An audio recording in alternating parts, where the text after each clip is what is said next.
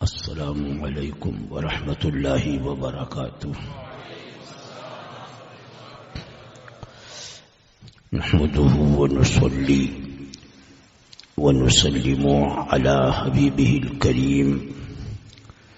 أما بعد فأعوذ بالله من الشيطان الرجيم. بسم الله الرحمن الرحيم.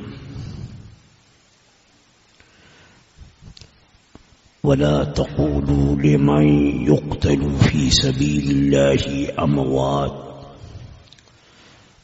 بل أحياء ولكن لا تشعرون. صدق الله مولانا العظيم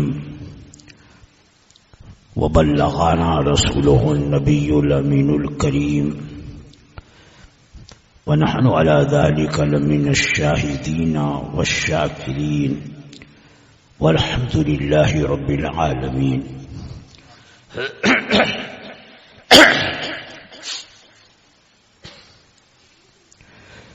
انتہائی عقیدت و محبت کے ساتھ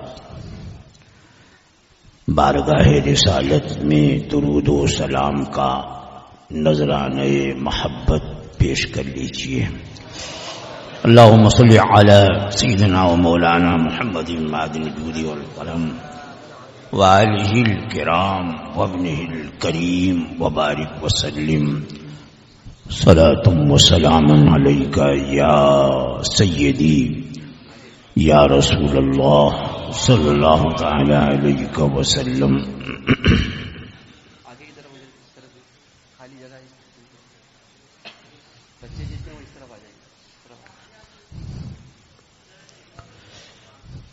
یہ شہادت گہے الفت میں قدم رکھنا ہے.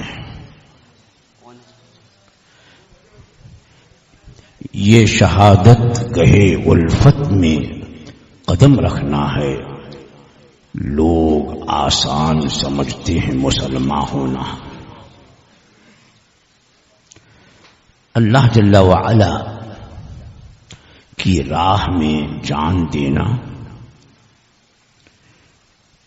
یہ بڑی عظمت اور بڑے اہم مرتبے کی بات ہے. یہاں تک کہ اللہ جل وعلا نے خود اپنے کلام مجید میں اللہ کی راہ میں جان قربان کرنے والوں کے بارے میں ارشاد فرمایا وَلَا تَقُولُوا لِمَنْ يُقْتَلُ فِي سَبِيلِ اللَّهِ أَمْوَاتٌ. جو لوگ اللہ کی راہ میں مارے جائیں، اللہ کی راہ میں شہید ہوں، ان کو مردہ مت کہو. ہم دیکھ رہے ہیں کہ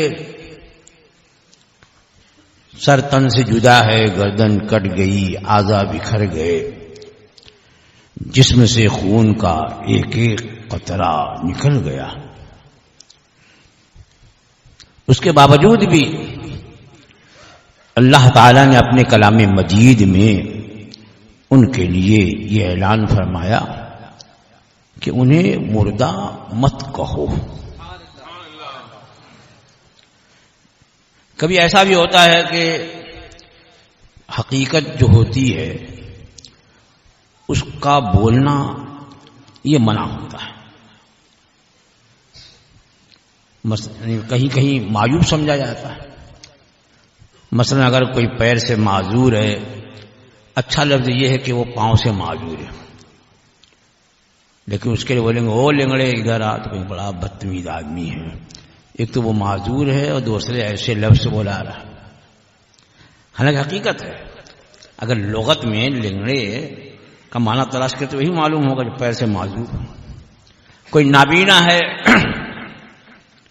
اس کے لیے لوگ نابینا حافظ جی بول دیتے. اندھا بولنا، حالانکہ اندھا یہ حقیقت ہے لیکن مایوس سمجھا جاتا ہے. ماں اور باپ کے نام ہیں، لوگ نام سے بلاتے ہیں،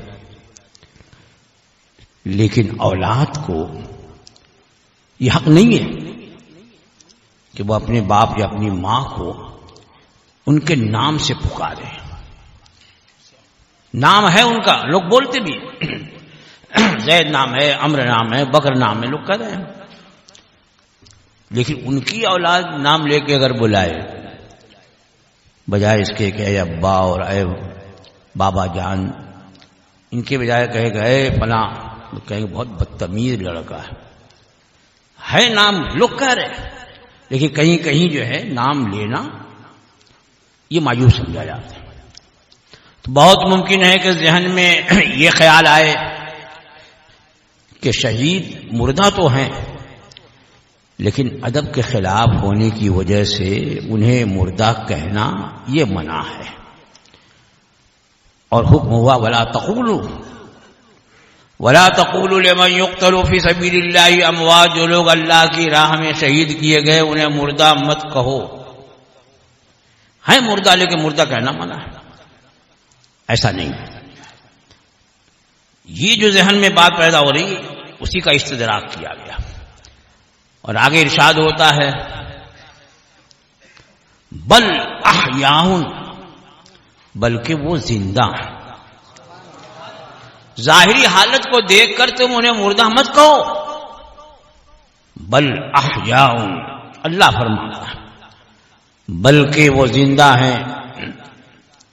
ولکن لا تشعرون، لیکن تم کو شعور نہیں ہے. وہ ایسے زندہ ہیں کہ تم زندہ ہو کر کے ان کی زندگی کا ادراک نہیں کر پا رہے.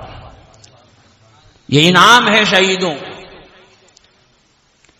کہ قرآن مجید میں یہ بیان فرما دیا انہیں مردہ مت کہو.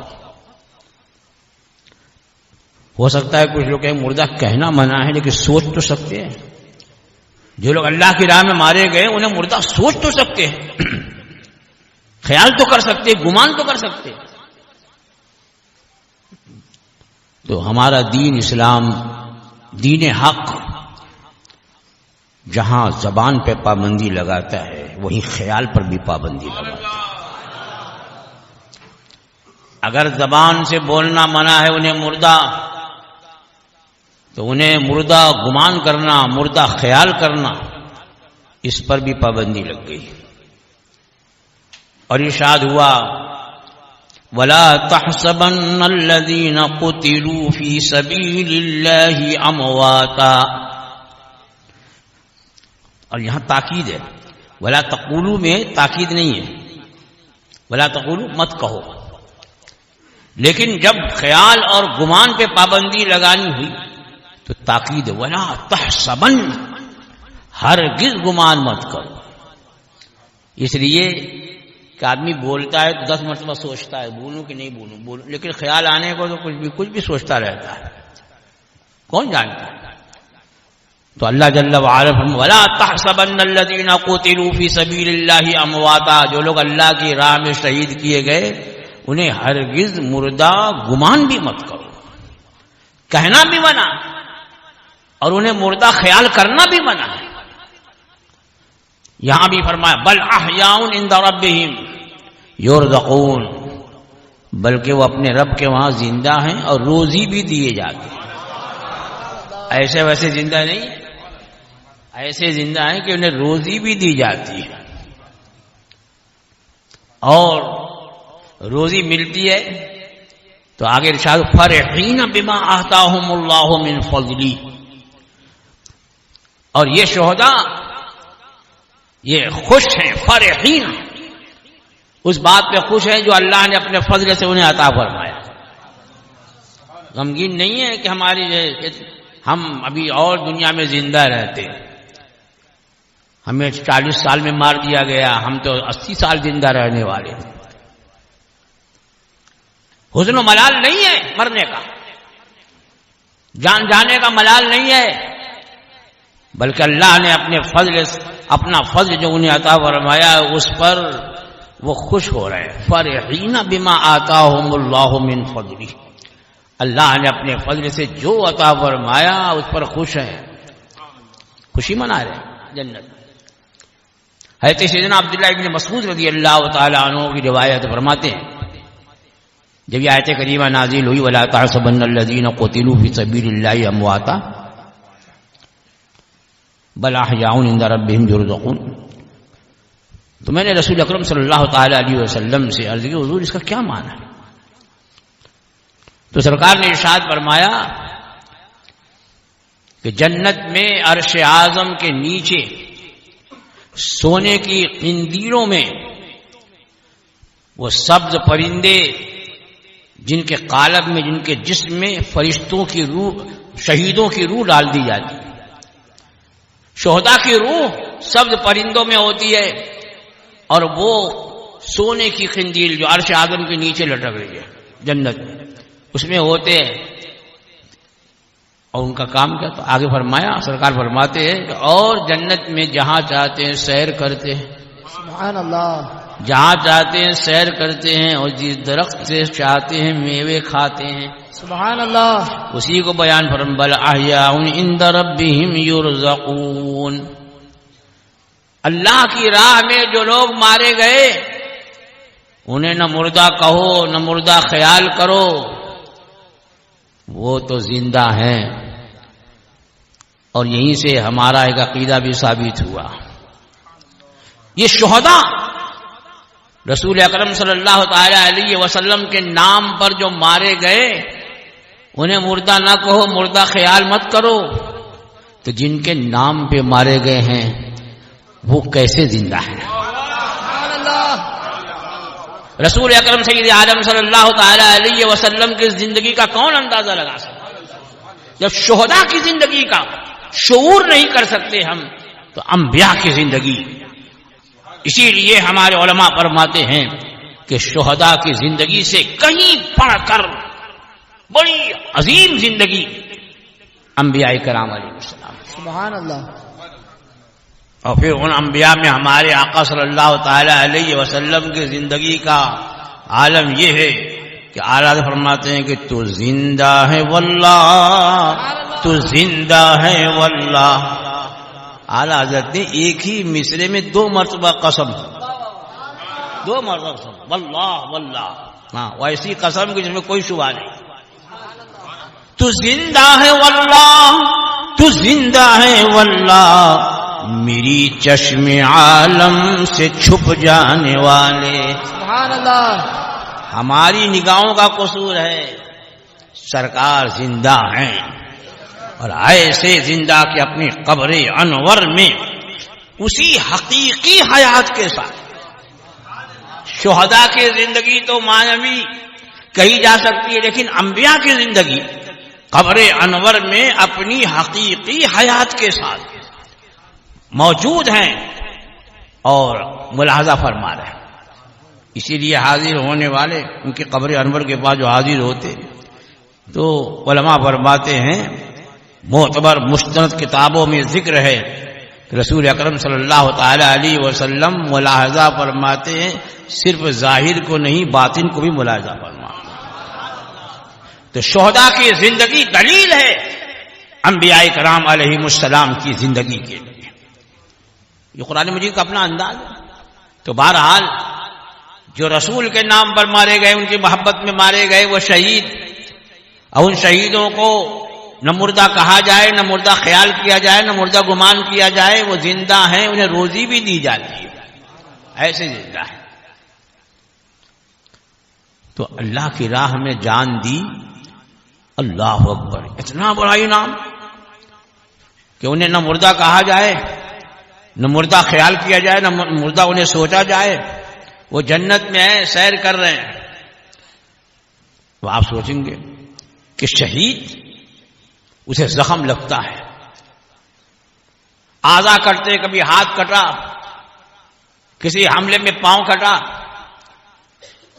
تیر چبھا، طرح طرح کی اذیتیں سمجھ میں آ رہی ہیں، زخم پہ زخم لگ رہا ہے، یہاں تک کہ سر تن سے جدا ہو گیا، اعضا بکھر گئے. کتنی اذیت، کتنی تکلیف انہیں، یہ ہم سمجھ رہے ہیں.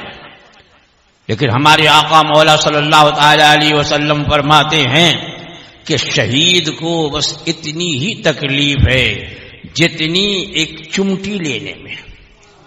کسی کو چمٹی لے لو یا چیونٹی کاٹ دو، اس لفظ کا دونوں معنی. اگر چیونٹی کاٹ دے کیا ہوتا ہے؟ کر کے رہ جاتے. اور کیا ہوتا؟ یہاں اعضاء بکھر رہے، رگیں کٹ گئی، گردن کٹ گئی، بدن چور چور ہو گیا، ہڈیاں بکھر گئیں. کتنی اذیت ہوگی؟ بس اتنی اذیت ہے جتنی چیونٹی کاٹنے میں. سبحان اللہ سبحان اللہ. بلکہ ایک حدیث پاک میں تو شہیدوں کو لذت ملتی ہے. تیر لگ رہا ہے لذت، نیزے کے زخم کھا رہے ہیں لذت، ہاتھ کٹ رہا ہے لذت، جسم پر گھوڑے دوڑائے جا رہے ہیں لذت ہی مل رہی ہے. اور ایسی لذت کہ میرے آقا صلی اللہ تعالی علیہ وسلم فرماتے ہیں کہ جنت میں داخل ہونے کے بعد کوئی اس دنیا میں آنے کی تمنا نہیں کرے گا. ارے کون یہاں آئے گا 10x10 کے روم کے لیے؟ بہت ہوا تو چلو بھائی 1000 اسکوائر فٹ کا فلیٹ ہے، 10,000 کا ہے. اور جنت، اللہ جنت میں تو حال یہ ہے کہ قرآن پڑھتے جاؤ، چلتے جاؤ، سب تمہارا ہوتا جائے گا. سبحان اللہ سبحان اللہ. قرآن یاد کرو اور دھیرے دھیرے پڑھنے کی عادت ڈالو، کیونکہ بھرا چاس پڑھو گے تو جلدی پڑھو جلدی ختم ہو جائے گا. ٹھہر کے پڑھو. ورتل القرآن ترتیلا، قرآن پڑھتے جاؤ. قرآن جنہیں یاد ہوگا انہیں حکم ہوگا پڑھ اور چڑھ. یعنی قرآن پڑھتا جا اور چلتا جا، جہاں تک چل جائے گا وہاں تک سیرا ہو جائے گا. سبحان اللہ. تو وہاں سے کون یہاں آنے 10x10 میں آنے کی تمنا کرے گا؟ وہاں کا تو حال یہ. ارے یہاں آدمی سال بھر چلتے تب جا کر کے ایک پھل ملے. بھئی اکثریت تو وہی ہے نا. اب آپ سوچ رہے نہیں ہم کو تو روز ملتا ہے، روز 10 رقم. ارے کچھ لوگ ہوں گے مطلب کبھی اکثریت ان کی ہے کہ بہت سی چیزوں کو کھانے کو ترسے، اور جنت میں آہا ادھر سوچے ادھر آ گیا. سبحان اللہ. سوچے کاش کا سیب ملتا سامنے لائی، کاش کے بٹیر ملتی سامنے ہاتھ. سوچتے جاؤ آتا جائے. وہ جنت ہے. تو وہاں سے کون یہاں آئے گا؟ ایک ایک تھوڑی تھوڑی چیز کے لیے جو ہے وہ مارا ماری. کون آنے کی تمنا کرے گا؟ تو میرے آقا فرماتے ہیں جنت میں داخل ہونے کے بعد کوئی بھی اس دنیا میں آنے کی تمنا نہیں کرے گا سوائے شہید کے. سبحان اللہ. الا الشہید، شہید کے سوا. کہ شہید کو جب جام شہادت نوش کرنے کا وقت یاد آئے گا تو ایسی لذت ملے گی، ایسی لذت، اس لذت کو یاد کرے گا تو اللہ جل وعلا کی بارگاہ میں تمنا کرے گا اے کاش کہ میں 10 مرتبہ دنیا میں بھیجا جاؤں اور 10 بار اللہ کی راہ میں قربان کر دوں. سبحان اللہ. نعرہ تکبیر، نعرہ رسالت، ذکر شہدائے کربلا، شان امام حسین. یہ عام شہیدوں کی بات ہے تو سید الشہداء کی کیا بات ہے؟ سبحان اللہ سبحان اللہ. عام شہیدوں کا مقام اور مرتبہ ہے کہ جنت میں دنیا میں آنے کی تمنا کریں. یہ تو سید الشہداء ہے. سبحان اللہ. اللہ کا کیا مرتبہ ہوگا؟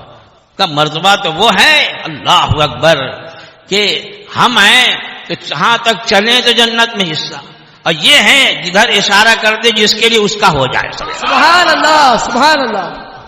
کیونکہ جوانان جنت کے سردار سرکار نے فرمایا میرے یہ دونوں شہزادے جوانان جنت کے سردار، یعنی صرف جنتی نہیں، جنتی تو ہے ہی لیکن جنتی جوانوں کے سردار. سبحان اللہ. اب جب سردار ہے تو جس کو جو چاہیں یہ تمہارا خطہ ہے جاؤ، یہ تمہارا حصہ ہے جاؤ، کیونکہ جوانان جنت کے سردار ہیں. تو شہید بہت بڑا مرتبہ ہے شہادت، اور قسمت کی بات. ہم تمنا کرتے رہیں، کوئی ضروری نہیں ہے کہ شہید ہوں. یہ قسمت کی بات ہے. اللہ جسے پسند فرماتا ہے اپنی راہ میں اسے شہادت عطا فرما دیتا ہے. سبحان اللہ. تو اللہ تعالیٰ نے امام حسین کو خوب پسند فرمایا، تو ان کی شہادت بھی اہم شہادت ہو گئی. سبحان اللہ. اور ایسی شہادت، اللہ اکبر، نہ جانے لاکھوں شہید ہوئے لیکن شہید ہوئے ذکر ختم. امام حسین اور ان کے چاہنے والے ایسے شہید ہوئے کہ کل بھی ذکر تھا، آج بھی ذکر ہے، کل بھی ذکر رہے گا. بے شک. سبحان اللہ. ذکر ہوتا رہے گا. خاص کربلا کا بیان کیوں کیا جاتا ہے؟ ایک تو یہ کہ سیدنا امام عالی مقام رضی اللہ تعالی عنہ، سیدنا امام حسن مجتبیٰ ہوں کہ سیدنا امام حسین رضی اللہ تعالی عنہ، ان دونوں کو میرے آقا نے اپنا شہزادہ فرمایا. ہما ابنایا، یہ دونوں میرے شہزادے ہیں. تو رسول اکرم صلی اللہ تعالی علیہ وسلم کے یہ پرتو ہیں. اور شہادت کی دو قسمیں ہیں، شہادت سری اور شہادت جہری. شہادت سری یہ کہ کسی کو معلوم ہو کسی کو نہیں معلوم ہو، اسے خفیہ طور پر مار دیا گیا، زہر دے دیا گیا، یہ شہادت سری ہے. اور شہادت جہری بالکل ظاہر میں شہادت تو اتنی ظاہر کہ ابھی شہید نہیں ہوئے تبھی چرچا ہے شہادت کا. ارے بچپن سے مشہور ہے کہ یہ شہید ہونے والے. سرکار اپنی گود میں لیے ہوئے امام حسین رضی اللہ تعالی عنہ کو حضرت ام فضل فرماتی میں حاضر ہوئی، گود میں امام حسین ہے، سرکار کی چشمان مبارک سے آنسوؤں کے لڑیا جائے. فرماتے میں نے عرض کی سرکار میرے ماں باپ آپ پہ قربان ہوں، وجہ گریا کیا؟ آنکھوں سے آنسو جاری ہے. فرمایا مجھے خبر دی گئی ہے کہ میرا یہ بیٹا مقام طف پہ بے دردی کے ساتھ شہید کیا جائے، میری امت اسے قتل کرے گی. اور اتنی وضاحت بار بار، کبھی سیدنا جبریل امین آ کے خبر دے رہے، کبھی وہ فرشتہ جو بارش پہ مقرر ہے وہ آ کر کے خبر دے، کبھی وہ فرشتہ جو کبھی حضور کی بارگاہ میں حاضر ہے وہ آ کے خبر دے کہ حضور آپ کا یہ شہزادہ شہید کیا جائے گا. آپ کہیں تو اس جگہ کی مٹی بھی لا کر کے دے دیں.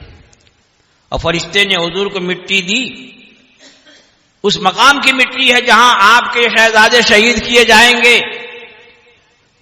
تو سرکار نے وہ مٹی حضرت ام المومنین ام سلمہ رضی اللہ تعالی عنہا کو دے دی.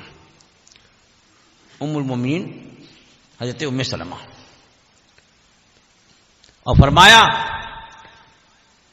ام سلمہ لو رکھ لو، جب یہ مٹی خون ہو جائے تو سمجھ لینا میرا بیٹا شہید کر دیا گیا. اتنی واضح علامتیں، اتنا واضح اعلان. تو یہ شہادت جہری، اعلانیہ شہادت. اور میرے آقا کے یہ دونوں شہزادے میرے آقا کے پرتو ہیں، ایک سینے سے سر تک اور ایک وہاں سے پاؤں تک، یعنی دونوں کو ملا کر کے سرکار کی تصویر بن جائے، ایسے ہیں یہ. تو اب پروردگار عالم نے اپنے محبوب کے پرتوں کے لیے شہادت جہری بھی رکھی ہے، شہادت سری بھی رکھی.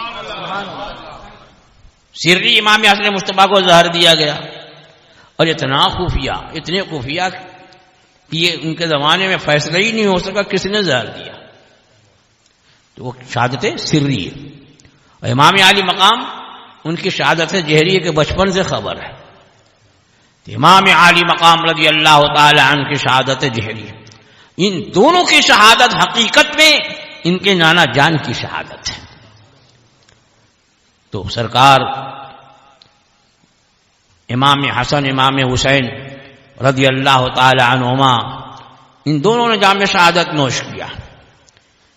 جام شہادت ایک تو ہوتا ہے شہید فقہی، ایک ہے شہید حکمی. شہید فقہی میں تو یہی ہے کہ ظلمن آل جارحہ سے قتل کیا جائے، مارا جائے، تو اس کے لیے غسل دینا نہیں ہے، جس کپڑے میں شہید کیا گیا اسی کپڑے کا کفن دے کر اسے نماز جنازہ پڑھ کے دفن کرنا. اور ایک شہید حکمی ہوتا ہے. شہید حکمی بہت سی قسمیں شہید حکمی کی، یہاں تک کہ رسول اکرم سید عالم صلی اللہ تعالی علیہ وسلم نے فرمایا کہ قیامت کے دن علماء کے قلم کی روشنائی یہ شہداء کے خون سے تولی جائے گی. یعنی جو علم دین کی خدمت میں دنیا سے جائے وہ بھی شہادت کا درجہ رکھتا ہے. تو شہادت حکمی بھی ہے. اگر آپ چاہیں تو حکمن جو شہادت حکمی ہے تو وہ شہادت حکمی آپ کے لیے بھی ہو جائے. آپ کہیں گے یہ کیا بات ہوئی ہے، ہم سب چاہتے ہیں شہید ہو، شہادت حکمی تو ہو جائے گی. مثلا فرمایا گیا کہ سورہ حشر کی آخری 3 آیتیں جو ہیں، هو اللہ الذی لا الہ الا هو عالم الغیب والشہادۃ هو الرحمن الرحیم هو اللہ الذی لا الہ الا آخر تک. اگر روزانہ صبح کو پڑھ لے، اس سے پہلے اعوذ باللہ السمیع العلیم من الشیطان الرجیم، یہ 3 مرتبہ اعوذ باللہ السمیع العلیم من الشیطان الرجیم 3 بار پڑھ کر، اور هو اللہ الذی لا الہ الا هو سے آخر سورہ تک یہ پڑھے. صبح پڑھے تو شام تک 70,000 فرشتے اس کے لیے دعائے مغفرت کریں، اور شام پڑھے تو صبح تک 70,000 فرشتے اس کے لیے دعائے مغفرت کرے. اور اگر دن میں یا رات میں جس دن پڑھا ہے اس کا انتقال ہو جائے تو شہادت کا درجہ پائے گا. یہ تو آسان ہے، پڑھیے. تو بہرحال شہید ایک عظیم مرتبہ ہے. شہید ہونا اللہ کی راہ میں بڑا عظیم مرتبہ. اور فرمایا گیا کہ جنت میں جانے کے بعد کوئی دنیا میں آنے کی تمنا نہ کرے گا سوائے شہید کے، کہ وہ تمنا کرے گا کہ فیقتل 10 مرات، وہ اللہ کی راہ میں 10 مرتبہ قتل کیا جائے. اے اللہ مجھے دنیا میں بھیج کہ 10 مرتبہ تیری راہ میں میں شہید کیا جاؤں. وہ ہے شہید. تو شہادت عظیم درجہ ہے. امام علی مقام رضی اللہ تعالیٰ عنہ کی شہادت کی خبر بچپن سے عام ہے، اور اس کے اسباب و علل بھی پیدا ہوتے. حضرت امیر معاویہ رضی اللہ تعالیٰ عنہ کا وصال رجب سن 60 ہجری میں ہوا. رجب کے مہینے میں. اور میں نے بعد اپنے اساتذہ سے سنا کہ حضرت امیر معاویہ کا وصال جو ہے وہ 22 رجب المرجب 22 رجب المرجب کو آپ کا وصال ہوا. اور واقع کربلا کے بعد بنی امیہ اور بنی ہاشم میں بڑی دوری، بڑے اختلافات، یہاں تک کہ حضرت سیدنا امام جعفر صادق رضی اللہ تعالی عنہ جو ائمہ اثنا عشر میں سے، جو ہمارے ایک امام ہیں، انہوں نے جب یہ محسوس کیا کہ یہ واقع کربلا کے بعد اتنی دوری ہو گئی، اوپر جا کے خاندان مل جاتا، تو آپ نے اس دوری کو دور کرنے کے لیے کہ دونوں مسلمان ہیں، دونوں ایک ہو جائیں، تو آپ نے 22 رجب المرجب کو حضرت امیر معاویہ کی نیاز دلائی، کیونکہ خاندان کے بڑے تھے، وہ کریں گے تو خاندان کے اور لوگ بھی مائل ہوں گے. 22 رجب المرجب کو حضرت امیر معاویہ کے نیاز دلائی، اور ہوتے ہوتے وہ نیاز امام جعفر صادق سے مشہور ہو گئی.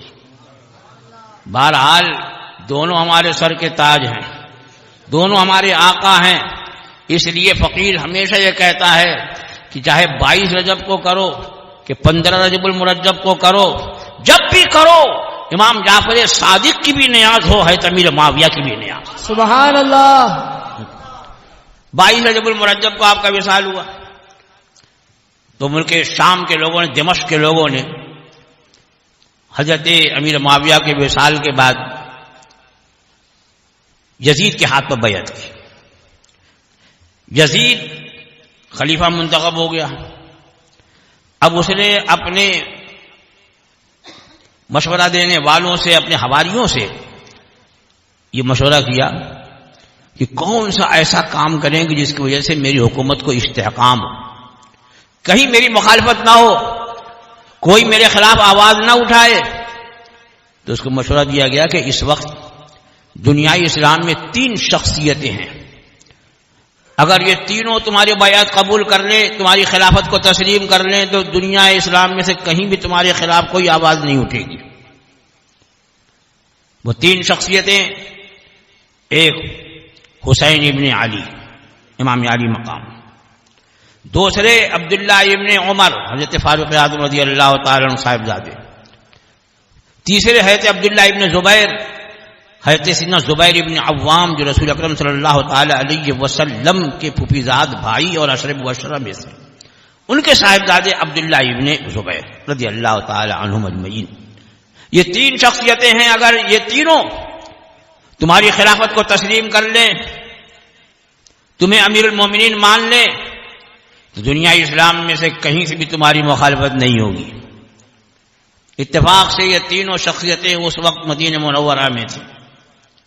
یزید نے مدینہ منورہ کے حاکم ولید بن عقبہ کے پاس پیغام بھیجا کہ اس سے پہلے کہ حضرت امیر معاویہ کے وصال کی خبر عام ہو، ان تینوں کو بلاؤ اور میری خلافت پر ان کی بیعت لے لو.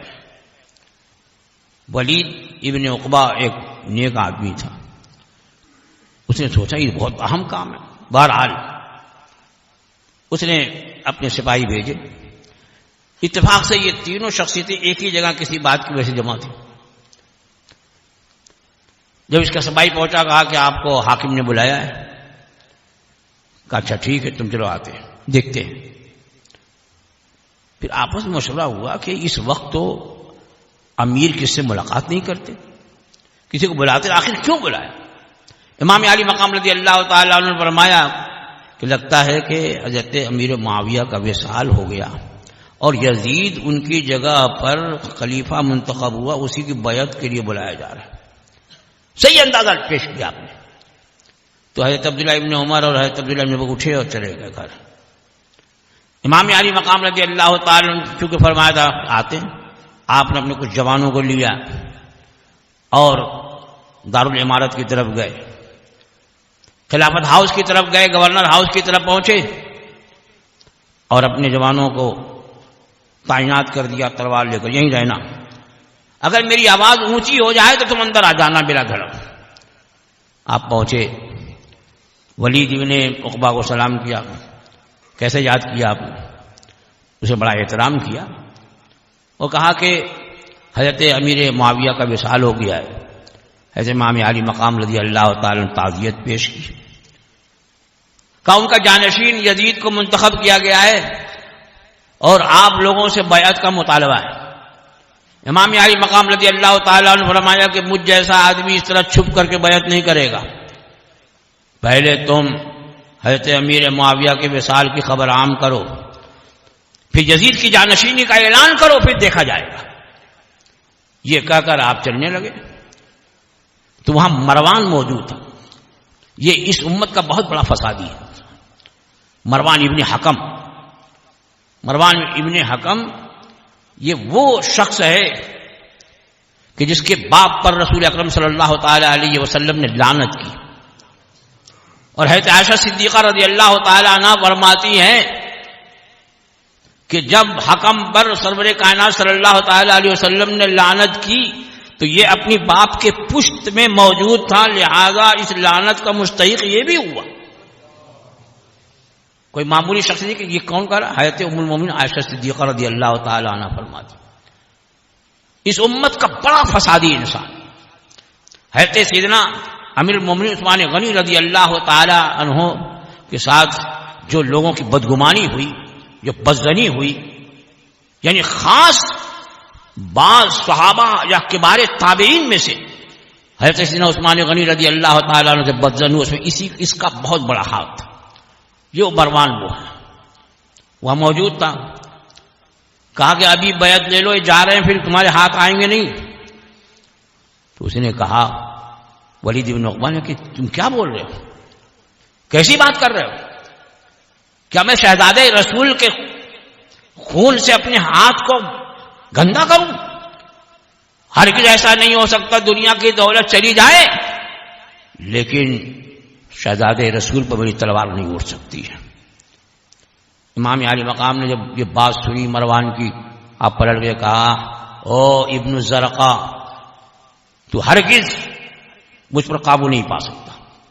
یہ کہہ کر کے آپ واپس چلے گئے. واپس آ گئے. دوسرے دن پھر تقاضا ہو رہا ہے، بیعت کا اب تقاضا ہو رہا ہے. امام عالی مقام رضی اللہ تعالیٰ عنہ نہیں گئے. اور یہ ہوا کہ اب چونکہ آبادی کم، مدینہ طیبہ کی آبادی چھوٹی تھی، لہذا یہاں سے مکہ معظمہ چلا جائے، وہاں آبادی بڑی ہے، وہاں شورش نہیں ہو سکتی، وہاں فتن و فساد کا کم امکان ہے، لہذا یہاں سے مدینہ طیبہ سے مکہ معظمہ چلا جائے. امام عالی مقام رضی اللہ تعالیٰ عنہ نے اپنے گھر والوں کو تیار کیا، اپنے بھتیجوں کو تیار کیا، بھائیوں کو تیار کیا. بھائی سے مراد وہ جو ہے مولا کائنات علی مرتضیٰ شیر خدا کرم اللہ تعالی وجہ الکریم کے شہزادگان تھے، جو سیدہ فاطمۃ الزہرا رضی اللہ تعالی عنہا کے وصال کے بعد دوسری آپ کی ازواج سے جو اولاد تھے، انہیں تیار کیا. اور پھر رات میں مدینہ طیبہ سے مکہ معظمہ روانہ ہو رہے ہیں. کیا دل پہ بیت رہی ہوگی وہ شہر کہ ساری دنیا کا مسلمان جہاں حاضری کے لیے تڑپتا رہے، وہ شہر جہاں آپ کا بچپن گزرا، وہ شہر کی گلیاں جہاں آپ نے بچپن میں اپنے نانا جان کے ساتھ وقت گزارا، جہاں اپنے بھائی جان کے ساتھ کھیلا، جہاں آپ کی والدہ محترمہ آرام فرما ہے، جہاں آپ کے بھائی حسن آرام فرما ہے، جہاں ساری کائنات کے مالک و مختار آپ کے نانا جان آرام فرما ہے، وہ شہر آج چھوڑا جا رہا ہے. کیا دل پہ گزر رہی ہوگی؟ نانا جان کی بارگاہ میں حاضر ہو کر آخری سلام پیش کرتے ہو، اس وقت آپ کا کیا عالم ہوگا؟ جب کوئی اپنوں سے جدا ہوتا ہے تو اس کو کیفیت معلوم ہے، اور یہ تو ہمیشہ کے لیے جدا ہو رہا ہے. مدینہ طیبہ سے جدا ہو رہے، جہاں آپ کی والدہ محترمہ کی بھی قبر انور ہے، آپ کے بھائی حضرت امام حسن کی بھی قبر انور ہے. سب سے رخصت ہوتے ہوئے رات کی تاریکی میں اپنے خاندان کے لوگوں کو لے کر مدینہ طیبہ سے مکہ معظمہ روانہ ہو گئے. مکہ معظمہ پہنچے. مکہ معظمہ پہنچنے کے بعد وہاں مہمان کے طور پر رہے. نہ آپ نے کوئی تحریک چلائی، نہ آپ نے کسی کی خلافت کے مقابلے میں کوئی اور اعلان کیا، نہ اپنی خلافت کا اعلان کیا، نہ یزید کی مخالفت کا اعلان کیا، خاموش رہے. لیکن بات تو پھیلتی ہے. جب یہ بات دوسروں تک پہنچی، کوفے تک گئی کہ امام حسین نے یزید کی بیعت کا انکار کر دیا ہے، اور وہ مدینہ طیبہ سے مکہ معظمہ آ گئے. جب کوفے یہ بات پہنچی، اب کوفہ جو ہے یہ حضرت مولائے کائنات علی مرتضیٰ شیر خدا کرم اللہ تعالی وجہ الکریم کا دارالخلافہ تھا. یہاں اکثریت آپ کے شیعان علی کی تھی. شیعان علی کہتے ہیں آپ کے چاہنے والے جو تھے، وہ شیعان علی ہیں، آپ کے ماننے والوں کی تھی. جب ان لوگوں کو پتا چلا کہ امام علی مقام حسین ابن علی رضی اللہ تعالی عنہما نے یزید کی بیعت سے انکار کر دیا اور مدینہ طیبہ سے مکہ معظمہ آ کر کے آپ یہاں ٹھہرے ہوئے، تو اب ان لوگوں نے ایک میٹنگ کی، ایک لوگوں کی میٹنگ بلائی، اور اس میں پہلے تو یہ کہ امیر معاویہ کا انتقال ہو گیا اور یزید ان کا جانشین مقرر ہوا. امام حسین اس کی بیعت سے انکار کر کے مدینہ طیبہ سے مکہ معظمہ آ گئے. اب تم لوگ بتاؤ. یہ ان کی خاص کتابوں میں یہ ذکر ہے. ان لوگوں نے کہا کہ پہلے تم یہ طے کرو کہ اگر ان کو بلایا جائے تو سب ساتھ دیں گے، اگر ساتھ نہیں دینا ہے تو انہیں ہرگز یہاں بلایا جائے. یہ طے ہو رہا ہے اس میں. سب نے کہا کہ نہیں نہیں، جہاں ان کا پسینہ گرے گا وہاں ہمارا خون بہے گا، اور یہ کریں گے وہ کریں گے، انہیں بلایا جائے. تب وہاں سے خطوط بھیجے گئے، کوفے سے خطوط اور وفود، وہاں سے وفد آ رہے، خطوط آ رہے، حضور ہم نے اب تک یزید کی طرف سے جو یہاں حاکم مقرر ہے، ہم نے یزید کی بیعت قبول نہیں کی، اس کے مقرر کردہ حاکم کے پیچھے ہم جمعہ نہیں پڑھتے، ہم نہیں مانتے، اب تک ہم نے بیعت نہیں کی ہے. حضور آپ تشریف لائیں، آپ خلافت کے مستحق ہیں، آپ علی مرتضیٰ کے سچے جانشین ہیں، آپ امام حسن مجتبیٰ کے بھائی ہیں، آپ تشریف لائیں، آپ کے ہاتھ پر ہم بیعت کریں گے. یہ خطوط آ رہے ہیں، لوگوں کا وفد آ رہا ہے. امام علی مقام پہلے تو کوئی جواب نہیں دے رہے، لیکن مسلسل خطوط اور وفود کی تومار لگے ہوئے. اب آپ سوچ رہے ہیں کہ چلیں کوفے کی طرف. بڑے بڑے جو اس وقت صحابہ کرام تھے، حضرت سیدنا عبداللہ ابن عمر، حضرت سیدنا عبداللہ ابن زبیر، حضرت سیدنا عبداللہ ابن عباس، حضرت ابو واقد لیثی، حضرت ابو سعید خدری رضی اللہ تعالی عنہ اجمعین، بڑے بڑے صحابہ آپ کو کریں گے آپ ہرگز مت جائیے. کوفے والوں کا حال معلوم ہے، آپ کے والد گرامی کے ساتھ کیا کیا، آپ کے بھائی جان حضرت امام حسن مجتبیٰ کے ساتھ ان کا کیا سلوک رہا. کوفے والوں کی زبان کا کوئی بھروسہ نہیں، اس لیے آپ یہاں سے نہ جائیں، یہاں سے مت جائیے. لیکن ادھر سے ہم اصرار ہو رہا ہے، حضور تشریف لائیں تشریف لائیں. اب کیا کریں ایسے موقع پر؟ تو اب کچھ لوگوں نے مشورہ دیا کہ پہلے آپ مت جائیے، کسی کو اپنا نمائندہ بنا کر بھیجیے. اگر وہ نمائندہ وہاں پہنچنے کے بعد آپ کے پاس پیغام بھیجتا تسلی بھرا کہ ہاں حالات بہتر ہیں، لوگ دل سے آپ کے چاہنے والے ہیں، آپ کا نام لیوا ہے، آپ کے عقیدت مند ہیں، آپ کے منتظر ہیں، کسی طرح کا کوئی کھٹکا نہیں، کوئی خطرہ نہیں، کوئی اندیشہ نہیں، تو اب اس وقت جائیں گے تو ہم نہیں روکیں گے. حضرت امام علی مقام رضی اللہ تعالیٰ عنہ نے اپنے چچازاد بھائی حضرت مسلم بن عقیل کو اپنا نمائندہ بنا کر مکہ معظمہ سے کوفہ روانہ کیا. حضرت مسلم بن عقیل جب کوفہ پہنچے اور کوفے والوں نے بڑا زبردست استقبال کیا، بڑا شاندار استقبال کیا، اور ایک دن میں حضرت امام علی مقام کے نام کی بیعت حضرت مسلم بن عقیل کے ہاتھ پر 12,000 لوگوں نے کی. اب بڑے مطمئن ہو گئے آپ، جدھر دیکھو حضور کب تشریف لائیں گے، کب شہزادے رسول آئیں گے، ہماری آنکھیں منتظر ہیں وہ تشریف لائیں، جہاں ان کا پسینہ بہے گا وہاں ہم خون بہا دیں گے. حضرت مسلم بن عقیل بڑے مطمئن ہو گئے، مطمئن ہوئے، اور آپ نے امام علی مقام رضی اللہ تعالیٰ عنہ کی بارگاہ میں خط بھیج دیا، حضور یہاں حالات بڑے بہتر ہیں، لوگ آپ کے چاہنے والے ہیں، ایک دن میں 12,000 لوگوں نے آپ کے نام کی بیعت کر لی میرے ہاتھ پر، کوئی کھٹکا نہیں، کوئی خطرہ نہیں، آپ کوفے کی سرزمین پر تشریف لا سکتے ہیں. اب امام علی مقام رضی اللہ تعالیٰ عنہ کو اب کا رکنا کیسے ہو سکتا ہے؟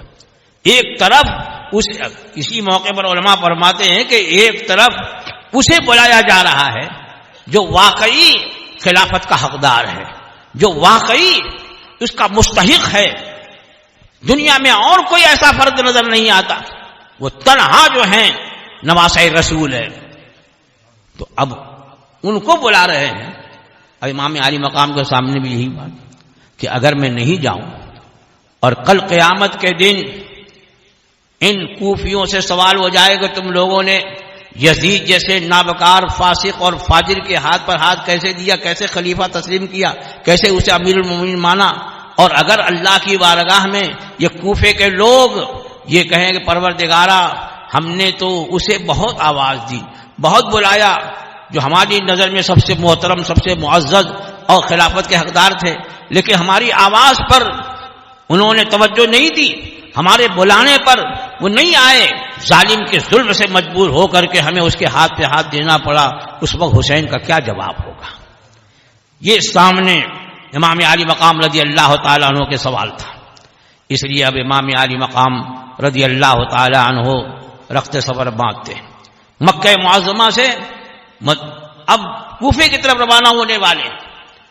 پھر بھی بہت سارے صحابہ جو ہیں روک رہے ہیں کہ طبیعت نہیں مان رہی. یہ بھی یقین کرنے کی کوئی وجہ نہیں ہے کہ وہ جو بچپن میں شہادت کی خوشخبری دی گئی، شہادت کے بارے میں بتایا گیا ہے، وہی وقت آ گیا، یہ بھی اس کی بھی وجہ نہیں. لیکن دل گھبرا رہا تھا، کوفے والوں کا اعتبار نہیں ہے. یہاں تک کہ حضرت سیدنا عبداللہ ابن عباس، وہ تو آپ کے چچا بھی لگیں گے، حضرت سیدنا عبداللہ ابن عباس رضی اللہ تعالی عنہما آئے، کہا بھائی میں جان رہا ہوں اگر آپ میرے کہنے پہ رک جاتے تو میں آپ کا گریبان پکڑ لیتا، لیکن مجھے معلوم ہے آخر کیوں اتنے بزید ہیں، کیوں بزید ہیں. تو حضرت سیدنا عبداللہ ابن عباس رضی اللہ تعالی عنہما سے آپ نے فرماتے ہیں کہ میں نے نانا جان کو خواب میں دیکھا ہے، نانا جان کو خواب میں دیکھا ہے، انہوں نے مجھ سے ایک وعدہ لیا، میں اس وقت تک پیچھے نہیں ہٹوں گا جب تک کہ اپنے نانا جان سے کیے ہوئے وعدے کو پورا نہیں کر لوں گا. تو حضرت سیدنا عبداللہ ابن عباس رضی اللہ تعالی عنہما نے فرمایا کہ وہ وعدہ کیا ہے؟ کہا اسے میں نہیں بتاؤں گا یہاں تک کہ میں اللہ سے جا ملوں. حضرت عبداللہ ابن زبیر جیسی شخصیت، یہ معمولی شخصیت نہیں، حضرت عبداللہ ابن زبیر وہ ہے کہ واقعہ کربلا کے بعد آپ نے مکہ معظمہ سے اپنی خلافت کا اعلان کیا تھا اور یزیدیوں کا آپ نے مقابلہ کیا. یزیدی فوج انہی کے زمانے میں انہوں نے خانہ کعبہ پر حملہ کیا اور طرح طرح سے ان لوگوں نے آگ کے گولے پھینکے، لوگوں کو قتل کیا. خانہ کعبہ کی دیوار جو ہے وہ شق ہو گئی، چھت گر پڑی. یہ یزیدی لشکر کا اتنا ظلم و ستم، ان کے مقابلے میں حضرت سیدنا عبداللہ ابن زبیر رضی اللہ تعالی عنہما نے مقابلہ کیا، انہیں روکا. یہاں تک کہ آپ ہی نے بتایا جب یزید ہلاک ہو گیا، جس کے لیے لڑ رہے ہو وہ تو مر گیا شام میں، تب یہ لوگ بھاگے تھے. اور حضرت عبداللہ ابن زبیر نے اپنی خلافت کا اعلان کیا. حجاز مقدس میں مکہ معظمہ، مدینہ طیبہ، یہ سارے علاقے جو ہیں، طائف وغیرہ، سب علاقے کے لوگوں نے حضرت عبداللہ ابن زبیر رضی اللہ تعالی عنہما کے ہاتھ پر بیعت کی. یہ ہیں حضرت عبداللہ ابن زبیر. وہ آئے اور کہا بھائی کیا بات ہے، آپ اتنے بزید کیوں ہیں، مکہ معظمہ سے جانے کے لیے بزید کیوں ہیں؟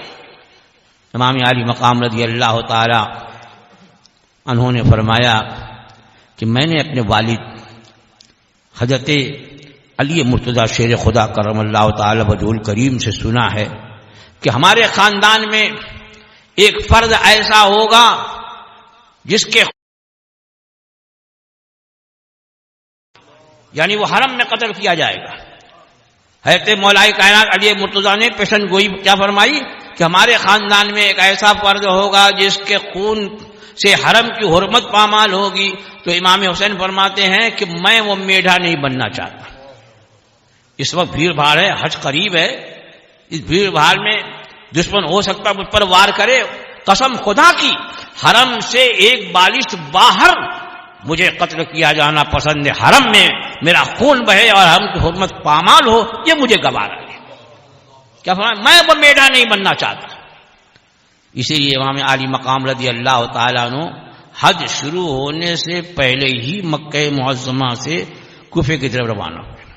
یہ میں نے جو حج کی بات کی نا، یہ اس لیے کی کہ پاکستان کا ایک بہت بڑا جو ہے چھوٹے کاپ کا محقق نکلا تھا، تو اس نے جو ہے وہ خلافت معاویہ و یزید ایک کتاب لکھی اور اس میں وہ یزید کے دامن سے یہ دھبے کیسے دھو رہا ہے وہ اس نے لکھا. تحقیق یہ کی کہ اس نے کیا کہا کہ امام حسین متقی پرہیزگار رسول گرامی وقار کے شہزادے، ہر ساری امت میں افضل ترین، تو وہ حج چھوڑ کے نہیں جائیں گے. نہیں تو قیاس کیا کر رہا ہے، وہ حج چھوڑ کے نہیں، حج جیسی عظیم دولت چھوڑ کر وہ مکہ معظمہ سے نہیں جائیں گے، بلکہ انہوں نے حج کیا ہوگا اور حج کر کے 9 کو عرفات میں حاضر ہوئے اور 10 کو گئے. یوم عرفات 10 جائے تو 10 کو گئے اور 10 محرم الحرام، 1 مہینے کی مسافت ہے مکہ معظمہ سے کربلا کی سرزمین تک. تو ٹھیک 10 محرم کو پہنچے اور ادھر سے یزیدی لشکر آ رہا تھا، ادھر سے یہ لوگ جا رہے تھے. اب اس دھول میں، مٹی میں، اس ماحول میں پہچان نہیں سکے، تلواریں نکل گئی اور اس طریقے سے ان لوگوں کو شہید کر دیا گیا. اب دھل ڈھال کر برابر کر دیا کم وقت نے. امام عالی مقام پر کیا تعریف کر کے کہ وہ حج چھوڑے نہیں ہوئے. ارے امام عالی مقام رضی اللہ تعالی عنہ نے 25 حج فرمائے تھے، اور حج تو ایک ہی بار فرض ہے نا. آپ کا حج ہوتا تو وہ نفل ہوتا، اور آپ کو اس وقت ایک فرض پکار رہا ہے، فرض کی ادائیگی کے لیے جا رہے ہیں. اس لیے تاریخ شاہد ہے. میں نے کیسی تحقیق کی ہے، تاریخ کی اکثر کتابوں میں ہے کہ امام علی مقام رضی اللہ تعالی عنہ نے مکہ معظمہ سے 3 ذی الحجہ کو سفر شروع فرمایا. 3 ذی الحجہ. مگر تاریخ میں یہ بھی ہے کہ آپ راستے میں جا رہے تھے، مکہ معظمہ سے باہر نکل گئے، ایک مندر پہنچے تو وہاں اس زمانے کا ایک مشہور شاعر فرزدق، اس سے ملاقات ہوئی. کہا حضور آپ ادھر جا رہے ہیں، ساری دنیا کے مسلمان مکہ معظمہ کی طرف جا رہے ہیں اور آپ اس کی مخالف جہت میں سفر فرما رہے ہیں، کیا وجہ ہے؟ امام علی مقام رضی اللہ تعالی فرمایا کہ اس وقت حج کی بھیڑ بھاڑ میں مجھے اندیشہ تھا کہ کہیں ایسا نہ ہو کہ یزیدی حکومت کے کارندے جو ہیں وہ مجھ پر جان لیوا حملہ کریں اور میں حرم میں مارا جاؤں. مجھے پسند نہیں کہ میرے خون سے حرم کی حرمت پامال ہو. اس لیے اس بھیڑ بھاڑ سے بچتے ہوئے میں کوفے کی طرف جا رہا ہوں. آپ نے پوچھا کوفے والوں کا کیا حال ہے؟ فرزدق شاعر، کوفے والوں کا دل آپ کے ساتھ ہے لیکن تلوار بنی امیہ کے ساتھ ہوگی.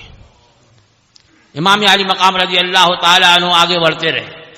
تو اس سے کیا پتا چلا کہ امام علی مقام حج سے پہلے ہی جو ہے مکہ معظمہ سے کوفے کی طرف روانہ ہو گئے تھے، کیونکہ جو حج کے لیے آ رہے ہیں ان میں سے کئی ایک سے ملاقات ہوئی.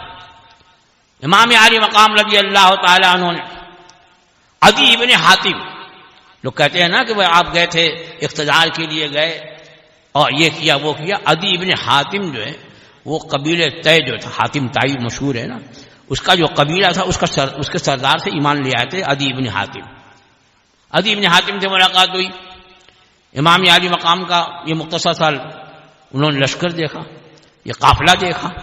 کہ حضور کہاں جا رہے ہیں؟ کہا ایسا ایسا معاملہ. کہا کہ مت جائیے، میں ادھر سے آ رہا ہوں، کوفے کے باہر میں نے بہت بڑا لشکر دیکھا ہے، اس لیے میری رائے ہے کہ آپ میرے قبیلے میں چلیں.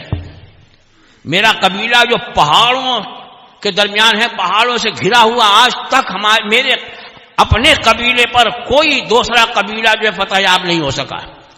میرے جوان ہیں، جنگجو جوان، آپ میرے قبیلے میں چلیں، آرام کریں اور میں اپنے قبیلے والوں کو تیار کروں گا. ہمارے ساتھ بھی ایک لشکر ہوگا، ہمارے ساتھ بھی جنگجو حضرات ہوں گے، ہمارے ساتھ لڑنے والے ہوں گے. اس کے بعد پھر اب آپ اگر کوفے کی طرف روانہ ہو تو میں نہیں روکوں گا، میں بھی آپ کے ساتھ رہوں گا. اب یہ وہ موقع تھا امام علی مقام کے لیے کہ اگر امام علی مقام اقتدار کے لیے جا رہے ہوتے، خلافت کے لالچ میں جا رہے ہوتے معاذ اللہ، تو عدی بن حاتم کی پیشکش تو بڑی بہتر تھی. لیکن آپ نے کہا نہیں، مجھے اپنا فرض ادا کرنے دو. تم نے یہ پیشکش کی، اللہ تعالیٰ تمہیں اس کی جزائے خیر دے. اور آپ نے قافلہ آگے بڑھایا، سفر ہوتا رہا. بلکہ خود حضرت عبداللہ ابن زبیر رضی اللہ تعالی عنہما نے مکہ معظمہ میں یہ فرمایا تھا آپ سے کہ حضور آپ رک جائیے، آپ کچھ مت کیجیے، آپ بیٹھ جائیے، میں مکے والوں کو تیار کروں گا اور مکے والوں میں آپ کی خلافت کا اعلان کروں گا، اور پھر یہاں سے آپ کی خلافت کا اعلان ہوگا تو ہر جگہ آپ کو امیر المومنین تسلیم کیا جائے گا. لیکن امام علی مقام نے اس کے باوجود بھی مکہ معظمہ سے روانہ ہونا پسند فرمایا. ان ساری باتوں کو اگر دیکھا جائے تو بالکل واضح ہو جاتا ہے کہ امام علی مقام رضی اللہ تعالیٰ عنہ کا یہ سفر جو ہے وہ اقتدار کے لیے نہیں تھا، وہ خلافت کے لیے نہیں تھا، بلکہ اپنے نانا جان کے کیے ہوئے وعدے کی تکمیل کے لیے تھا. امام علی مقام رضی اللہ تعالیٰ عنہ کا صبر ہوتا رہا یہاں تک کہ ادھر حضرت مسلم بن عقیل جن کے خط کے پانے کے بعد امام علی مقام نے سفر شروع کیا تھا، وہاں کوفے میں لوگوں میں بڑی چاہت کہ شہزادے رسول آ رہے ہیں، لیکن ادھر یزید کے ماننے والوں نے یزید کو خبر دی کہ یہاں تو معاملہ الٹ رہا ہے، نعمان ابن بشیر جو تمہاری طرف سے یہاں کے گورنر مقرر ہیں وہ بڑی نرمی دکھا رہے ہیں، وہ کوئی سختی نہیں کر رہے ہیں، لہذا کسی سخت آدمی کو کوفے روانہ کرو ورنہ کوفہ تمہارے ہاتھ سے گیا۔ جب یزید کو خبر ملی اب بڑا غضبناک ہوا اور اس نے فوراً بصرہ کے گورنر عبید اللہ ابن زیاد، بصرہ کا گورنر تھا عبید اللہ ابن زیاد، اس کے پاس فوراً اس نے خط بھیجا کہ اسی وقت تم بصرہ سے کوفے کے لیے روانہ ہو جاؤ، تمہیں کوفے کا گورنر بنایا اور نعمان ابن بشیر کو ہم نے معزول کیا۔ عبید اللہ ابن زیاد بصرہ سے کوفہ اپنا لشکر لے کر کے پہنچ رہا ہے، لیکن اس کو معلوم ہو گیا تھا کہ وہاں امام علی مقام کا انتظار ہو رہا ہے، ان کے استقبال کی تیاریاں ہو رہی ہیں، اس لیے اپنا قافلہ جو تھا قادسیہ میں روک دیا۔ قادسیہ ایک مقام ہے جہاں سے کوفے کو راستہ جاتا ہے اور ایک راستہ مدینہ طیبہ سے کوفے کی طرف آتا ہے۔ قادسیہ میں اپنا لشکر چھوڑا اور 20 آدمیوں کو لے کر کے اس راستے سے جو راستہ مدینہ طیبہ سے کوفے کو آتا ہے اس راستے سے شام ہو گئی، مغرب کے بعد مغرب اور عشاء کے درمیان حجازی لباس پہن کر، یعنی حجاز والے، مدینہ طیبہ والے، مکہ معظمہ والے جس طرح کا اس دور میں لباس پہنتے تھے ویسا لباس پہنا، اور ظاہر بات ہے مغرب بعد اور عشاء کے قریب جو ہے وہ اندھیرا ہو جاتا، تو اب یہ کوفے میں داخل ہوا۔ کوفے میں داخل ہوا، حجازی لباس ہے، مدینہ طیبہ کے راستے سے آ رہا ہے، لوگوں نے سمجھا امام حسین آ گئے، اور نعرہ لگ رہا ہے، پوچھئے امام علی مقام کا استقبال کیا جا رہا ہے، قدمت یا ابن رسول اللہ، مرحبا مرحبا یا ابن رسول اللہ۔ اب یہ سب کو دیکھتا بھی جا رہا ہے کون کون بہت پیش ہے، اور وہ لوگ سمجھ رہے ہیں کہ امام حسین آ گئے۔ اور جب وہ گورنر ہاؤس کی طرف پہنچا تو نعمان ابن بشیر جو وہاں کے گورنر تھے اس وقت معزول کر دیا تھا یزید نے، وہ نیک آدمی تھے، انہوں نے گورنر ہاؤس کے چھت پہ چڑھ کر کے کہا، اے شہزادے رسول، میں اپنی امانت آپ کے حوالے نہیں کروں گا، آپ واپس جائیے۔ تب اس نے کہا، او بدبخت، میں حسین نہیں عبید اللہ ابن زیاد۔ تو وہ لوگ جو ساتھ میں نعرہ لگاتے ہیں سب چھڑ گئے۔ یہ گورنر ہاؤس میں پہنچا اور صبح کو اس نے کوفے کے بڑے بڑے مالداروں کو، سب عورضہ لوگوں کو بلایا مشورے کے، اور کہا دیکھو یزیدی فوج آنے والی ہے، ان قریب یزیدی فوج آئے گی، اور جو یزید کا باغی ہوگا وہ قتل کر دیا جائے گا، اس کا گھر مسمار کر دیا جائے گا، اس کے بچوں تک کو سولی دے دی جائے گی، اس لیے حسین کا ساتھ چھوڑو۔ بلکہ اس نے بہت سے خاندان کے بڑے بڑے لوگوں کو قید خانے میں ڈال دیا، قید خانے میں ڈال دیا، اور پھر تلاش شروع ہوئی کہ حضرت مسلم بن عقیل ہے کہاں، مسلم بن عقیل کہاں پر ہے؟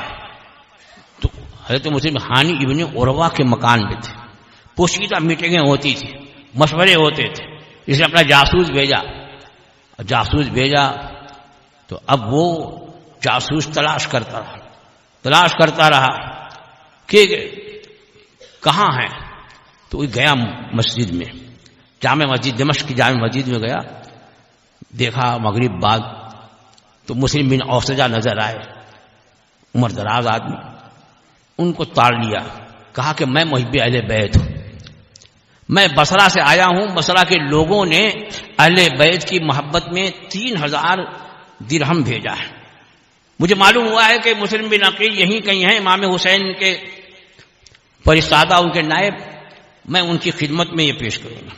اب وہ اس کے جھانسے میں آ گئے، لہذا مسلم بن اوسجہ اسے لے کر حضرت سیدنا مسلم بن عقیل رضی اللہ تعالیٰ عنہ کے وہاں پہنچے، ہانی ابن عروہ کے مکان میں. اب وہ روز آنا آتا، سب سے پہلے آتا، سب کے بعد میں جاتا، اور ساری کارروائی جا کر کے عبید اللہ ابن زیاد کو بتائی. عبید اللہ ابن زیاد نے ہانی ابن عروہ کو بلایا. پہلے دوستی تھی، لیکن حضرت مسلم جب سے آئے تو جانا چھوڑ دیا. بلایا اور کہا کہ تم غداری کر رہے ہو، امیر المومنین یزید کے خلاف تم یہاں میٹنگیں کر رہے ہو. کہا نہیں ایسا تو نہیں ہے. کہا تمہارے گھر میں مسلم عقیل ہیں. کہا کس نے کہا؟ وہ غلام کو بلایا. تب وہ سمجھ گئے کہ اس نے جاسوسی کی. بہرحال بات بڑھ گئی اور اس نے اپنی چھڑی سے ہانی ابن عروہ کے چہرے پہ مارا. چہرہ زخمی ہو گیا، چہرہ زخمی ہو گیا اور اٹھا کر قید خانے میں ڈال دیا. ادھر شہر میں یہ بات مشہور ہوئی کہ عبید اللہ ابن زیاد کے سپاہیوں نے ہانی ابن عروہ کو قتل کر دیا. ہانی ابن عروہ کا بڑا خاندان تھا، اس کے نوجوان وہ خون کا بدلہ خون، وہ نعرہ لگاتے ہوئے آ کر گورنر ہاؤس کو گھیر لیا. عبید اللہ ابن زیاد نے قاضی شرح کو بلایا. کہا جاؤ اور ہانی ابن عروہ کو دیکھ لو، اور جا کے اتنا ہی کہنا کہ ہانی ابن عروہ زندہ ہیں، قتل نہیں کیے گئے، اور کچھ مت کہنا. قاضی شرح نے جا کر کے لوگوں سے کہا کہ ہانی ابن عروہ زندہ ہے. لوگ چلے گئے. حضرت مسلم بن عقیل رضی اللہ تعالی عنہ کو معلوم ہوا کہ ہانی ابن عروہ جو ہمارے میزبان ہیں انہیں قید کر دیا گیا ہے. تو آپ نے لوگوں کو پکارا، حل من ناصرین، کون ہے مددگار؟ آپ کے ساتھ 40,000 لوگ جمع ہو گئے. 40,000 کا لشکر ہو گیا. گورنر ہاؤس کا آپ نے محاصرہ کر لیا لیکن حملہ نہیں کیا. اگر اس وقت گورنر ہاؤس پہ حملہ کر دیتے تو گورنر ہاؤس کی اینٹ سے اینٹ بچ جاتی، اور یہی لشکر آگے بڑھ کر ملک شام تک پہنچ کر کے یزیدی حکومت کا تختہ الٹ دیتا. لیکن مسلم بن عقیل یہ خانوادی نبوت کے ایک فرد ہے. لہذا جو اصول اور ضابطہ ہے کسی بھی جنگ کا، اس مصالحت کے لیے آپ نے انتظار کیا کہ کوئی آئے تو مصالحت کی گفتگو ہو، حملہ نہ کیا جائے. اتنا ہی موقع ملنا کافی تھا. عبید اللہ ابن زیاد نے وہ جو اس نے بڑے بڑے سربراہ لوگوں کو، مالداروں کو اور قوم کے سرداروں کو پہلے ہی دن قید کر لیا. ان کو بھیجا کہ جاؤ چھت پر، یہ تمہارے قبیلے کے لوگ جو ہیں ان کی آواز آ رہی ہے، جاؤ جا کر کے ان سے کہو کہ تم سب مسلم بن عقیل کا ساتھ چھوڑ دو، ان کا ساتھ چھوڑ دو، ورنہ عن قریب یزید کی فوج آ رہی ہے، وہ تمہیں تہہ کر دے گی. اور تم لوگ یاد رکھنا اگر نہیں کرو گے تو یہ لوگ تو بعد میں فتح یاب ہوں گے، اس سے پہلے میں تم سب کی گردن اڑا دوں گا. یہ ڈرے اور جا کر کے اب اپنے اپنے قبیلے، اپنے اپنے خاندان کے نوجوانوں کو کہنے لگے، ہاتھ جوڑنے لگے، ہماری جان پر رحم کرو، ترس کھاؤ. عبید اللہ ابن زیاد ہمیں جان سے مار دے گا، قتل کر دے گا، یزیدی فوج آ رہی ہے، تمہارے گھروں کو تہس نہس کر دے گی، اس لیے مسلم کا ساتھ چھوڑو. 40,000 کا لشکر. لیکن وہ بزدلان کوفہ جنہوں نے وعدے کے تمہار باندھے تھے، اب وہ دھیرے دھیرے کھسکنے لگے، کم ہونے لگے یہاں تک کہ جب مغرب کا وقت ہوا اور حضرت مسلم بن عقیل دمشق کی جامع مسجد میں، کوفے کی جامع مسجد میں جب مغرب کی نماز پڑھنے گئے تو ان کے پیچھے 500 لوگ تھے. 40,000 میں سے 500 لوگ. لیکن جب نماز ختم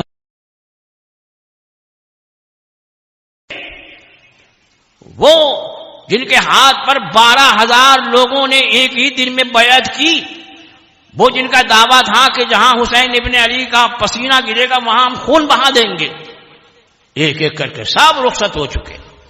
مغرب بعد حضرت مسلم بن عقیل جب کوفے کی جامع مسجد سے باہر نکلے، آپ کے ساتھ کوئی نہیں، سارے دروازے بند ہیں، ساری کھڑکیاں بند ہیں، گلی سنسان ہے، خوف کا عالم ہے، کوئی آپ کو پناہ دینے کے لیے تیار نظر نہیں آ رہا ہے.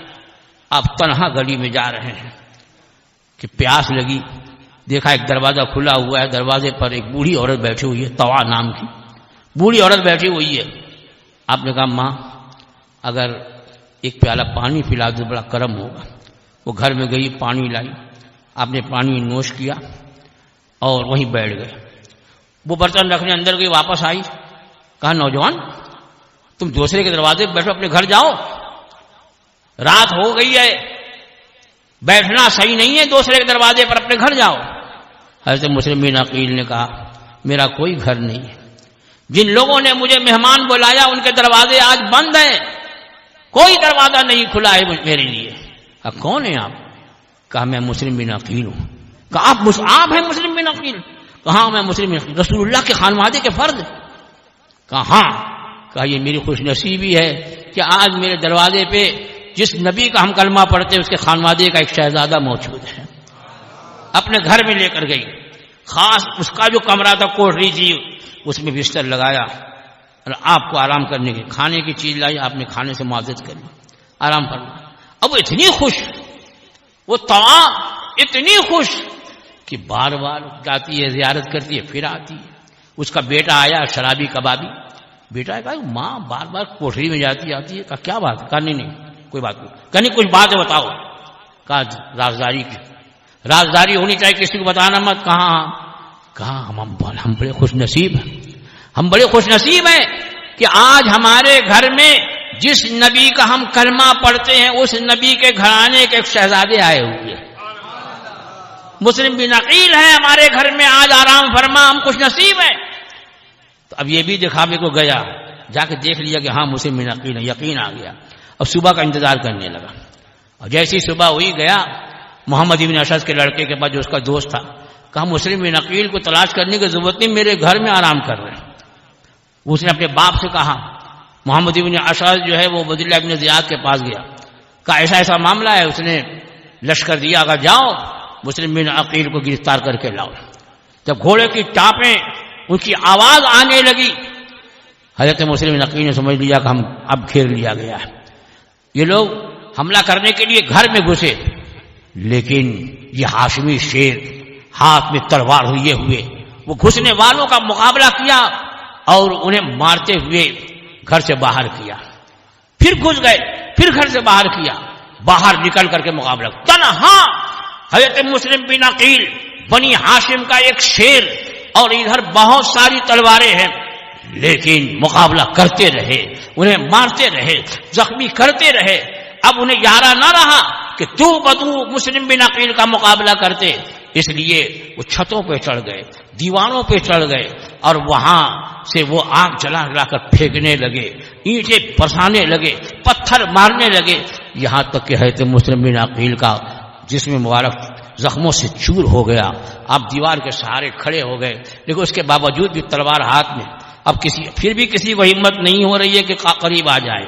تو محمد ابن اشعث کہتا ہے کہ ہم نے آپ کو امان دی، ہم نے آپ کو امان دی، کہا اپنی زبان پہ قائم رہنا۔ اب اس کے بعد آپ نے تلوار نیام میں ڈالی، آپ کو سواری پہ بٹھایا گیا اور گورنر ہاؤس کی طرف لے چلے۔ گورنر ہاؤس کے زخموں سے چور ہے، گورنر ہاؤس کی طرف لے چلے، راستے میں آپ کی تلوار لے لی گئی۔ آپ نے فرمایا یہ تمہاری پہلی بدعہدی ہے، تم نے امان دیا اور میری تلوار لے لی، پہلی بدعہدی ہے۔ اس کے بعد گورنر ہاؤس پہنچے، وہاں دیکھا ایک مٹکے میں پانی، آپ نے فرمایا مجھے پانی پلاؤ۔ پیالے میں پانی دیا گیا، جیسے قریب لے گئے خون جو بہہ رہا تھا پانی میں ٹپکا، پانی سرخ ہو گیا، پھینک دیا، پھر پانی لیا، پھر لیا قریب، لیکن پھر اس میں خون ٹپکا اور سرخ ہو گیا۔ تیسری بار لیا تو آپ کے آگے کے 2 دانت جو ہے اس میں ٹوٹ کے گر گئے۔ آپ نے فرمایا اب دنیا کا پانی میرے اوپر بند ہو چکا ہے، اب مجھے حوض کوثر سے سیرابی نصیب ہوگی۔ یہ کہتے ہوئے عبیداللہ ابن زیاد کے دربار میں داخل ہوئے۔ آپ نے سلام نہیں کیا، اس کے غلام نے کہا کہ تم نے امیر کو سلام نہیں کیا؟ کہا امیر میرے قتل کا ارادہ رکھتا ہے اسے کوئی سلام نہیں، اور اگر قتل کا ارادہ نہیں رکھتا ہے تو بہت سلام ہوگا۔ بہرحال آپ نے کہا مجھے اس آخری وقت میں کچھ وصیت کرنی ہے، وصیت کرنی تو اب وہی عمرو بن سعد وہاں موجود تھا، اور چونکہ وہ خاندان قریش سے عمرو بن سعد، حضرت سعد بن وقاص جو عشرہ مبشرہ میں اس کا بیٹا ہے نا، تو کہا کہ جاؤ کیا وصیت؟ آپ نے کہا 3 وصیت کی تھی۔ اللہ اکبر، کہا دیکھو فلاں فلاں کا میرے اوپر قرض ہے۔ واقعی یہ کیسی یہ لوگ تھے، کوفے والوں نے غداری کی، کوفے والوں نے بے وفائی کی، کوفے والوں نے بلا کر کے اور آپ کے ساتھ نازیبا سلوک کیا، دروازے بند کر دیے، لیکن پھر بھی فرماتے ہیں فلاں کوفی کا میرے اوپر یہ اتنا قرض ہے، میرا گھوڑا بیچ کر، میرے یہ اسلحے بیچ کر اس کا قرض ادا کر دینا۔ دوسرے یہ کہ میں نے خط لکھا ہے اپنے بھائی حسین ابن علی رضی اللہ تعالیٰ عنہ کو، اور میری بات پر اعتماد کرتے ہوئے وہ روانہ ہو چکے ہوں گے، انہیں آپ پیغام بھیج دو کہ ایسا ایسا معاملہ ہو گیا، آپ واپس مدینہ طیبہ چلے جائیں۔ اور تیسری چیز یہ ہے کہ میری لاش کو دفن کر دینا۔ اور یہ وصیت تھی خفیہ طور پر، لیکن عمرو بن سعد عبید اللہ بن زیاد کی خوشنودی حاصل کرنے کے لیے جا کے ساری وصیتیں بتا دی۔ کہا قرض کے معاملے میں تم جانو، امام حسین اگر یہاں نہیں آئیں گے تو ہم نہیں آئیں گے مقابلے میں، لیکن لاش کے بارے میں تمہیں اختیار نہیں ہے کہ دفن کرے، اس لیے کہ یہ یزید سے دشمنی مول لی، یزید کے دشمنوں کے ساتھ اور یزید کے خلاف ہے، لہذا اس کی لاش کو لوگوں کے لیے عبرت بنایا جائے گا۔ پھر اپنے غلام کو حکم دیا لے جاؤ اور چھت پر اس کا سر تن سے جدا کر دو۔ غلام گیا، اس نے امام حضرت سیدنا مسلم بن عقیل رضی اللہ تعالی عنہ کا سر مبارک تن سے جدا کر دیا۔ انا للہ و انا الیہ راجعون، اور وہیں سے سر اور تن زمین پر پھینک دیا، چور چور ہو گیا۔ یہ کوفے کی سرزمین پر یہ ظالمانہ سلوک اس مہمان کے ساتھ ہے جسے بہت زیادہ وعدے وفود خطوط سے بلایا گیا، اور ایک دن میں 12,000 لوگوں نے جس کے ہاتھ پر بیعت کی ہے، اسی سرزمین پر آج کوفے کے لوگوں کے سامنے حضرت مسلم بن عقیل شہید کر دیے گئے، لیکن کوئی آواز بلند کرنے والا نہیں ہے۔ حضرت سیدنا امام مسلم بن عقیل شہید ہو گئے اور ان کے لاشیں کو لٹکا دیا اس عبید اللہ بن زیاد ظالم نابکار نے، کہ لوگ دیکھے کہ یزید کی مخالفت کرنے والوں کا انجام کیا ہوتا ہے۔ اور ادھر امام عالی مقام رضی اللہ تعالیٰ عنہ کوفے کی طرف بڑھ رہے ہیں۔ انشاءاللہ الذی اس سلسلے میں ہم کل گفتگو کریں گے۔ اللہ جل وعلا ان پیاروں کا صدقہ عطا فرمائے اور ہمارے اندر بھی اسلامی حمیت پیدا فرمائے، ہمیں بھی اسلام کے لیے جینے اور اسلام کے لیے مرنے کا جذبہ عطا فرمائے۔ وآخر دعوانا الحمدللہ رب العالمین۔